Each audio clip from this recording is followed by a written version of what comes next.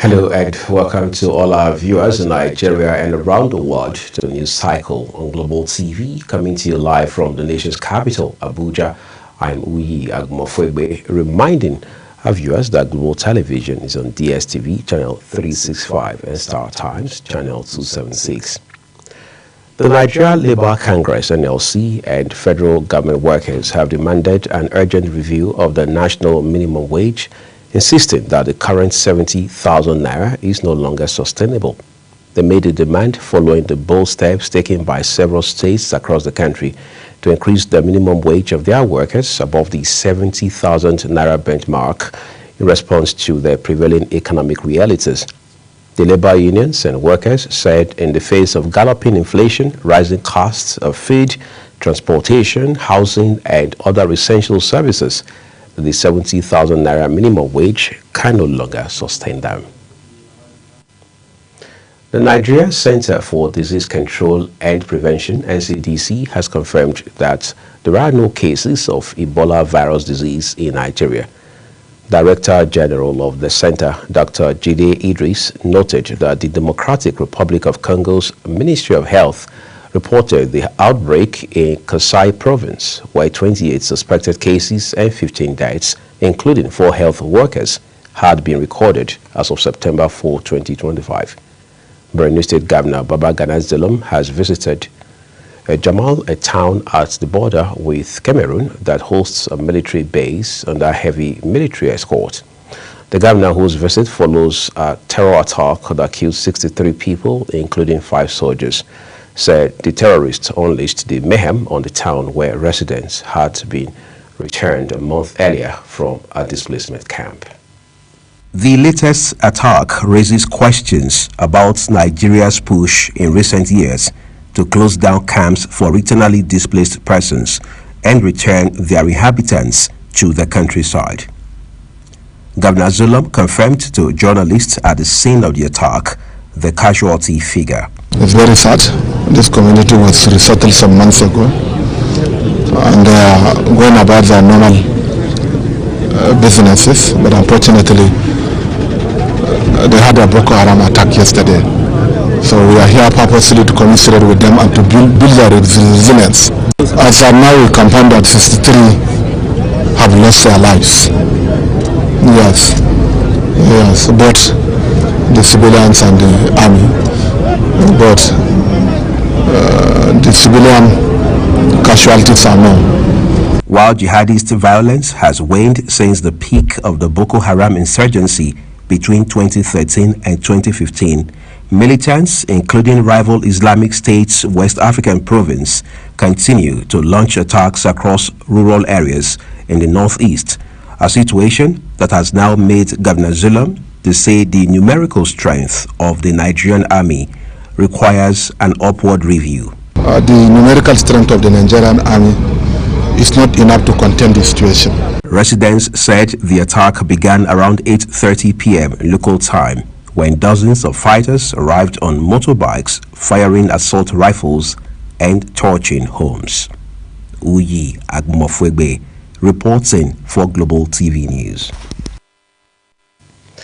In the meantime, the United Nations has strongly condemned the killing of 63 people by suspected Boko Haram terrorists in Dar Jamal in Borno State.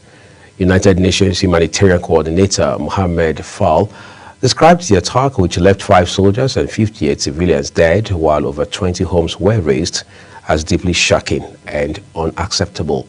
He called on Nigerian authorities to urgently investigate the incident, bring perpetrators to justice, and step up protection for vulnerable communities. You're watching the podcast of News Cycle. We take a break now. When we return, more stories for you. Please do stay with us.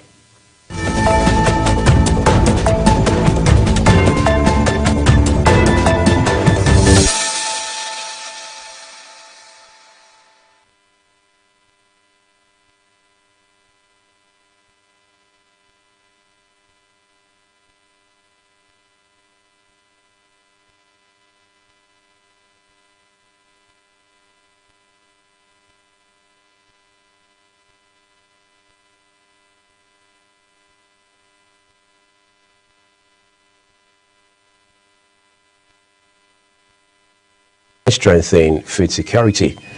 Minister of Agriculture and Food Security, Senator Abubakar Kyari, unveiled the initiative at the annual Food Systems Forum in Dakar, Senegal, saying it would stabilize food prices, improve storage, as well as boost farmer incomes. The program will promote household storage technologies, community warehouses, cold rooms, and national silos through public-private partnerships, unlocking investments, expanding infrastructure, enhancing exports, as well as creating jobs across the agricultural value chain.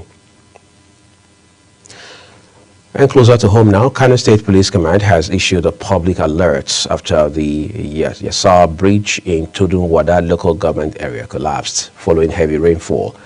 Police spokesman Abdullahi Haruna said the bridge, which connects Kano to Kaduna, Plateau, Benue, and the eastern region, has been cordoned off to prevent accidents, with traffic officers and road safety personnel deployed for smooth management. The Commissioner of Police, Ibrahim Adamu Bakori, urged motorists to follow alternative routes, cooperate with officers, and remain patient as authorities work with relevant agencies to mitigate the impacts and restore safe passage. The federal government has launched the renewed Hope Empowerment Program for widows and survivors of gender-based violence in Benue State. Correspondent Felicity Indere reports from Government House in Makadi, where the program focused on empowering women. We'll have those details for you later. Technology is reshaping the lives of Nigeria's young people. From smartphones to social media, it promises endless opportunities. However, it also comes with new risks. Our correspondent Sadia Yakubu explores whether this digital wave is lifting youth or simply holding them back. Nigerian youth are at the heart of the country's digital transformation in the last decade. The spread of mobile phones, internet platforms, and artificial intelligence has redefined how they study, work, and connect with the world. For some, technology has been a game changer, unlocking access to online education, creating paths to remote jobs, and fueling the rise of small digital businesses. Many young people see it as a blessing, one that places opportunities once out of reach right at their fingertips. So technology has helped us in a lot of ways. Number one, I will start by saying communication. In the olden days, we used to write letter to our friends and family in different states and use post office. But now you have telephone, you have internet, and this has helped us. Even in business, you don't need to have a shop again. Online, you can just post your goods and you will make a lot of sales. Not everyone shares that optimism. Alongside its benefits, the digital era has also exposed youth to cybercrime, misinformation, and the growing problem of social media addiction. For others, the space has become more of a trap than a tool. All the youth now, those that are graduates and those on graduates now, they need to talk about their knowledge and their academic, so that once when they grow and the graduates come out for their education, they must have something producing. Another thing is negative information. You have good people posting good information on Google and other platforms. You also have bad people posting things that are not true, causing problems within government, countries, even our celebrities. So you see people go there and learn both good and bad things. The reality is complex. Whether technology becomes a bridge or a barrier often depends on access, awareness, and how responsibly it is used. My advice to Nigeria is that let them provide the work for youth so that we can be able to keep ourselves in one thing or other. As Nigeria continues to embrace the digital age, the real challenge is not in rejecting or accepting technology, but in building systems that channel its power towards inclusion and progress for the nation's young people. The future remains full of promise if innovation is matched with guidance. Sadia Yakubu, Global Television. Thank you so very much, Sadia. You're watching the live broadcast of News Cycle. when the rest of it returns, Nigeria Customs Service Board approves duty-free limits for low-value imports. Details coming shortly, plus foreign and sports stories for you on the other side of this break. Please do stay with us.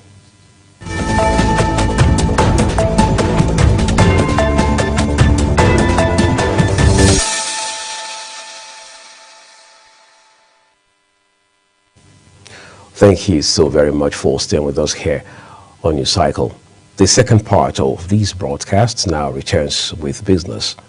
The Nigeria Customs Service Board has approved a new duty-free limits for low-value imports, a move expected to boost cross-border e-commerce and ease trade flows.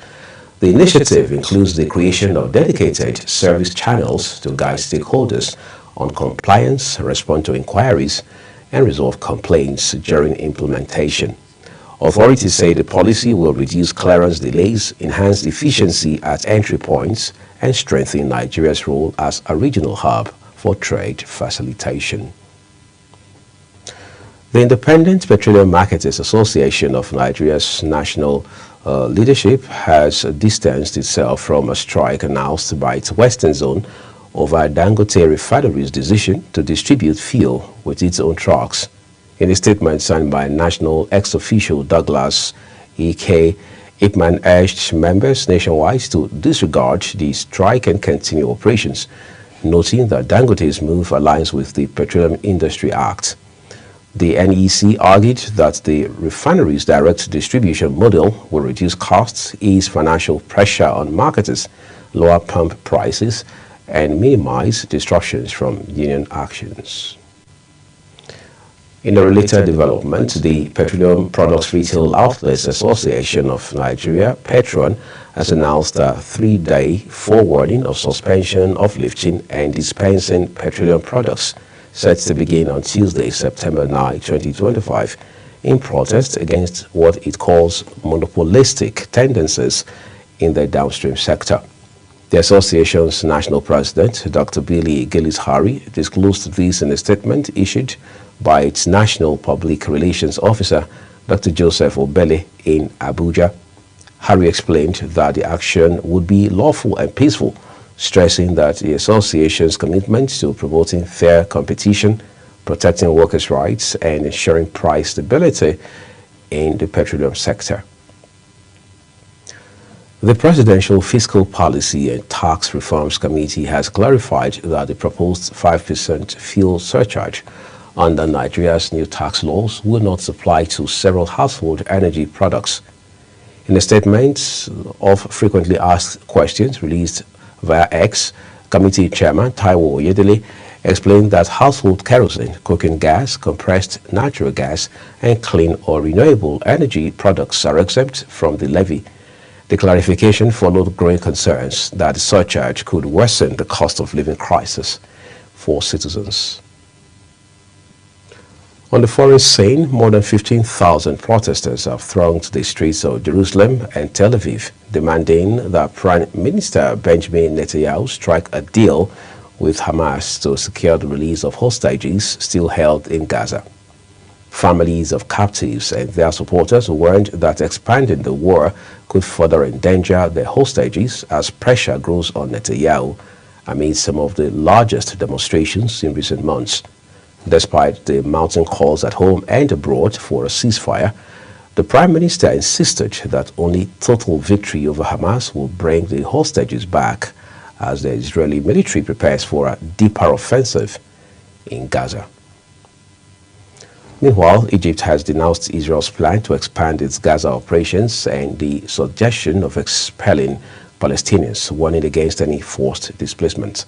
Foreign Minister Badr Abdulatif said in Cairo that Palestinians would never leave their land voluntarily, describing Israeli claims of voluntary migration as it's unacceptable. The rejection came as Israel declared parts of Khan Yunis and Muwasi as humanitarian zones, even as aid groups warned of worsening shortages of shelter, food, and water amid months of bombardment.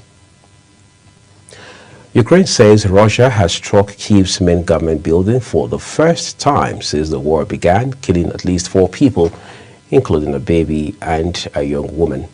The attack was part of a massive overnight barrage in which more than 800 missiles and drones targeted cities across the country, igniting fires and causing destruction in Zaporizhzhia, Kyiv, Kyiv, Odessa, Sumy, and Chernihiv, according to Ukrainian authorities. Ukraine President Volodymyr Zelensky has condemned the assault as a deliberate crime to prolong the war, while Russia claimed it hit Ukraine's military, industrial, and transport infrastructure. Away from conflict across the globe now to bring you a bit of excitement from the world of sport. Women's tennis number one, Aryna Sabalenka, has successfully defended her U.S. Open crown with a 6-4, 7-6 win over American Amanda Anemisova in New York. The Belarusian, who now holds 4 Grand Slam titles, became the first woman since Serena Williams in 2014 to win consecutive U.S. Open trophies, quelling a late fight back from Anisimova to seal victory. Despite her opponent's 29 unforced errors and struggles with consistency, Sabalenka maintained composure in key moments, finishing the job in a tense tie break to cap another dominant hard-court campaign. In out of football, Victor Osimhen has been ruled out of Nigeria's 2026 FIFA World Cup qualifying March Day 8 encounter against the Bafana of South Africa. The Galatasaray striker was first off injured in the first half of the Super Eagles' 1-0 victory over the Amavubi of Rwanda at the Godswill Akpabio International Stadium. Max Verstappen has passed the victory at the Italian Grand Prix in Monza, ending McLaren's dominance this season with a flawless drive from pole position after setting the fastest lap in Formula One history. The Red Bull driver held off Lando Norris and championship leader Oscar Piastri, but still trails the Australian by 94 points in the standings, making a 5th consecutive world title unlikely. Verstappen's 3rd win of the season and 2nd in Italy this year capped a landmark weekend, while Ferrari's Charles Leclerc disappointed home fans by finishing 4th, and Lewis Hamilton settled for 6th after a Grand Prix penalty. And back home, Chief of Defense Staff General Christopher Musa has called on Nigerian youths to embrace discipline, resilience, and unity as tools for building a stronger nation. He made the call at the closing ceremony of the 2025 Abuja Military Barracks Youth Sports Championship at the Mogadishu Barracks in Asokoro. Our sports correspondent Samuel Odi has details for us. The spirit of sportsmanship, unity and youth engagement was on full display in Abuja as Mambila Barracks and Lungi Barracks locked horns in the highly anticipated Community Development Service Youth Football Final match. The thrilling encounter, staged at the Mogadishu Sports Arena, Abuja, where different sport activities ranging from football, basketball and volleyball attracted a large crowd of sport lovers, community leaders and youth enthusiasts. The Chief of Defense Staff, General Christopher Musa, who was represented by the Group Managing Director of Defense Holdings Company Limited, Air Vice Marshal Nkem Agui, commended the participants' draw from various military barracks across Abuja, noting that the 4-day event went beyond the competition by promoting cooperation, discipline, and commanders among the youths. There were a lot of coaches and scouts. Some of these boys that participated in this few days tournament, some of their careers will pick up from this. Some of them have talents that they were not even aware of before now. So with the conclusion of this tournament, you find that we will be able to get some prospective athletes for the nation. And we in our own, as a community, have also benefited by keeping them engaged actively. The CDS further urged the athletes to carry the lessons of championship into their daily lives, stressing that Nigeria's challenge, including insecurity and substance abuse, could be addressed through positive youth engagement and mentorship. Over the last 4 days, we have witnessed not only the trials of skill, strength and stamina, but the display of discipline, respect, resilience, and unity, which are the same values that define us as soldiers and as Nigerians, and as one community. Our youths have shown us that sports are not just about competition, but about character. Every jump, every pass, every cheer from the crowd reminds us that the spirit of teamwork and camaraderie runs deep within our barracks. In that spirit lies the strength of our armed forces and our nation. Youth of Lungi Barracks, Maitama, emerged overall winners of the championship, costing home 5 gold medals, while all winners received cash prizes. The highlight of the event was the award of teams with cash prizes and trophies to the first, second and third position in both male and female categories of all sports activity. Samuel Odi for Global Television News. Oh, thank you so very much, sports correspondent Samuel Odi. And that's a full cycle on the news here. Thank you so very much for watching. A quick reminder that Global Television is on DSTV channel 365 and Star Times channel 276. As always, we encourage you to subscribe and engage with us across social media platforms using @GlobalTVNG as well as other handles as you now see on your screen. I am Uyi Agumofugbe saying a big thank you to you for watching. I'll see you again.